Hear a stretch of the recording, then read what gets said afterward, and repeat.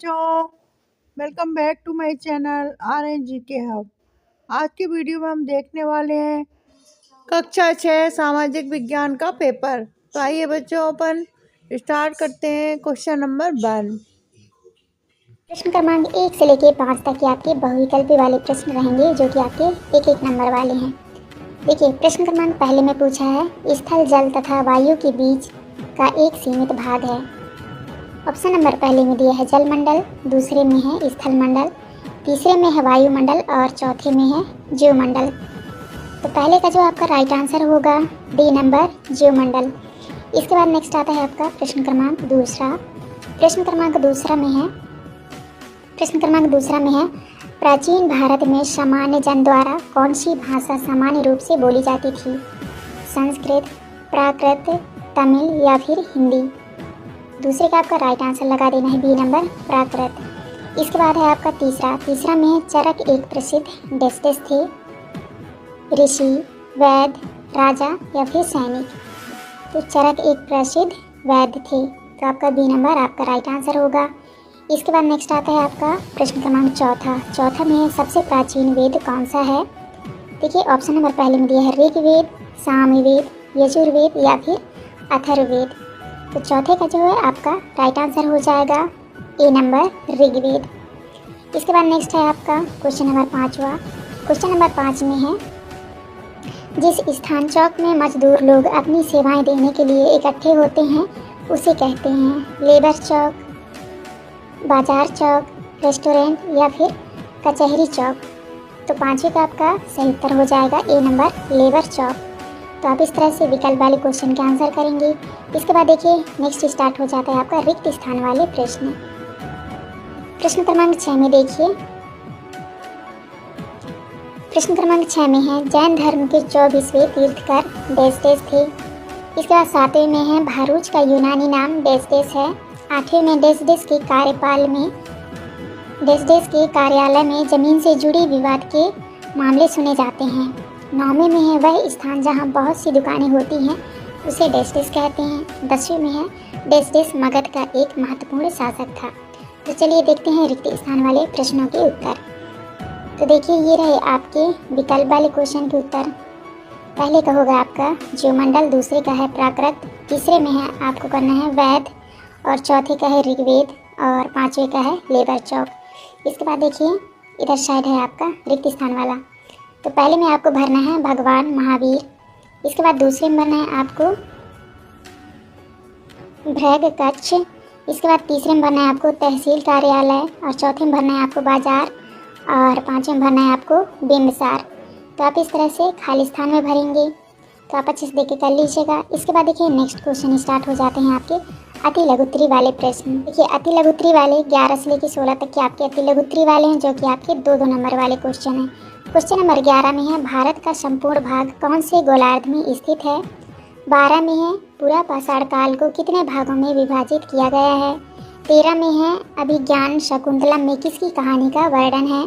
और 14 में है पूर्वग्रह से क्या आशय है?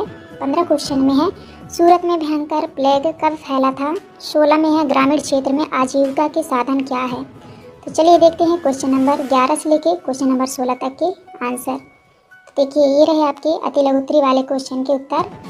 प्रश्न क्रमांक 11 के उत्तर में आपको करना है भारत का संपूर्ण भाग उत्तरी गोलार्ध में स्थित है। इसके बाद नेक्स्ट आता है आपका प्रश्न क्रमांक 12 में आपसे पूछा था पूरा पाषाण काल को कितने भागों में विभाजित किया गया है? तो आपको उत्तर में करना है पूरा पाषाण काल को 3 भागों में विभाजित किया गया है। पहला है पूरा पाषाण युग और मध्य पाषाण युग और तीसरे में है नव पाषाण युग। इसके बाद देखिए 13 के उत्तर में आपको करना है अभिज्ञान शकुंतलम में राजा दुष्यंत और शकुंतला का वर्णन मिलता है। इसके बाद है आपका 14 प्रश्न क्रमांक 14 के उत्तर में करना है पूर्वग्रह का मतलब है किसी व्यक्ति या वस्तु के बारे में पहले से ही निश्चित राय बना लेना। और देखिए 15 के उत्तर में आपको करना है सितंबर 1994 में पश्चिम भारत के गुजरात राज्य के एक शहर सूरत में प्लेग फैल गया। इसके बाद देखिए आपके आता है 16 के उत्तर में आपको करना है ग्रामीण क्षेत्रों में आजीविका के साधन ये हैं खेती बाड़ी, मजदूरी, पशुपालन, वन उत्पाद, मत्स्य पालन, गैर कृषि व्यवसाय, मधुमक्खी पालन, डेयरी आदि। आप इस तरह 16 के आंसर में करेंगे। इसके बाद देखिए नेक्स्ट क्वेश्चन आपके स्टार्ट हो जाते हैं यहाँ से।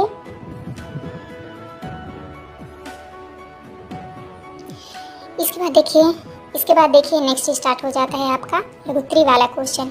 क्वेश्चन नंबर 17 से लेकर 22 तक के आपके लघुत्तरी वाले क्वेश्चन हैं, जो कि आपके 3-3 नंबर वाले हैं। क्वेश्चन नंबर 17 में है, पृथ्वी पर जीवन को प्रभावित करने वाले कौन से कारक हैं। 18 में है, लीप वर्ष किसे कहते हैं, लीप वर्ष में कितने दिन होते हैं। 19 में है, हड़प्पा कालीन जल निकासी व्यवस्था की 2 विशेषताएं लिखिए। और 20 में है, किन्हीं 2 प्रसिद्ध महाकाव्यों के नाम लिखिए। 21 में है, समीर 1 और समीर 2 में कोई 3 अंतर लिखिए। और 22 में है, मतदाता की उंगली पर स्याही का निशान क्यों लगाया जाता है। तो चलिए देखते हैं लघुत्तरी वाले क्वेश्चन के आंसर। तो देखिए ये रहे आपके लघुत्तरी वाले क्वेश्चन के आंसर। तो आपको इस तरह से करना है। क्वेश्चन नंबर 17 के उत्तर में आपको करना है, पृथ्वी पर जीवन भौतिक कारकों के साथ साथ रासायनिक कारकों से भी प्रभावित होता है। जीवन को प्रभावित करने वाले भौतिक कारक हैं तापमान, प्रकाश, वातावरण, आर्द्रता, पानी और मिट्टी एवं रासायनिक कारकों में पीएच, लवणता और अन्य शामिल हैं। आप इस तरह 17 के आंसर में करेंगे। नेक्स्ट है आपका प्रश्न क्रमांक 18। 18 के उत्तर में आपको करना है, लीप वर्ष वास्तव में एक कैलेंडर वर्ष है जिसमें एक अतिरिक्त दिन होता है। लीप वर्ष के फरवरी महीने में 28 दिनों के बजाय 29 दिन होते हैं, इसलिए लीप वर्ष में कुल 366 दिन होते हैं। इसके बाद आता है आपका 19 के उत्तर में आपको करना है, हड़प्पा सभ्यता की जल निकासी व्यवस्था की कुछ और व्यवस्थाएं हैं। देखिए पहला व्यवस्था है, घरों, नालियों और सड़कों का निर्माण एक साथ नियोजित रूप से किया गया था। दूसरे पॉइंट में सड़कों और नालियों को लगभग एक ग्रिड पद्धति में बनाया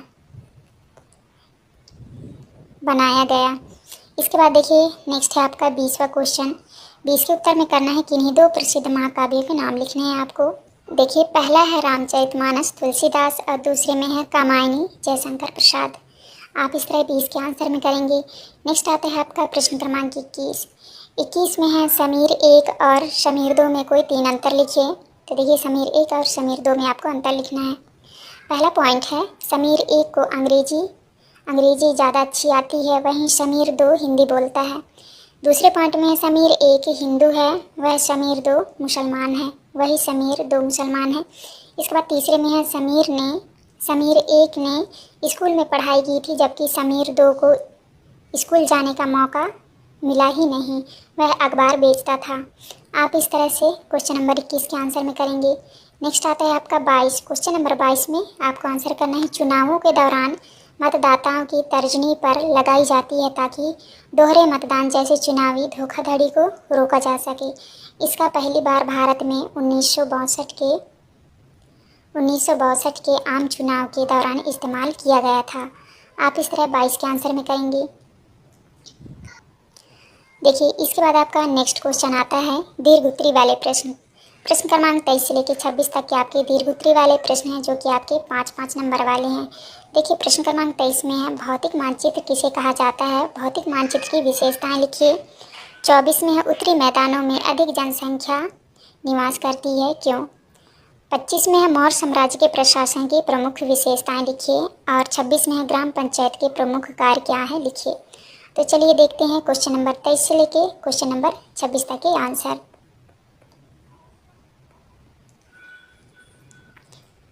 तो देखिए ये रहा आपका क्वेश्चन नंबर 23 का आंसर।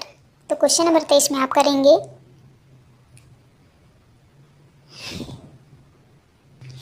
आपको उत्तर में करना है, पृथ्वी की प्राकृतिक विशेषताओं को दिखाने वाले मानचित्र को भौतिक मानचित्र कहते हैं। इन्हें उच्चवाचक मानचित्र भी कहा जाता है। भौतिक मानचित्रों में पहाड़, मैदान, नदियाँ, महासागर, रेगिस्तान और जंगल जैसे भौतिक लक्षण दिखाए जाते हैं। आप इस तरह 23 के आंसर में करेंगे। नेक्स्ट है आपका 24 के उत्तर में आपको करना है, उत्तरी मैदानों में ज़्यादा आबादी रहती है क्योंकि यह इलाका कृषि के लिए बहुत उपजाऊ है, साथ ही यहाँ समतल ज़मीन है और पानी की भरपूर आपूर्ति है। इन सभी वजहों से यहाँ लोगों का जीवन आसान हो जाता है और इसीलिए यहाँ ज़्यादा लोग रहना पसंद करते हैं। इसके बाद आपका आता है 25 के उत्तर में करना है आपको, मौर्य साम्राज्य के प्रशासन की प्रमुख विशेषताएं। देखिए पहली विशेषता है, केंद्रीकृत प्रशासन, और दूसरे में है मंत्रिपरिषद, तीसरे में है विशाल नौकरशाही, चौथे में है कानून और व्यवस्था, और 5 में है कर व्यवस्था। आप इस तरह 25 के आंसर में करेंगे। इसके बाद नेक्स्ट आता है आपका 26, ग्राम पंचायत के प्रमुख कार्य लिखिए।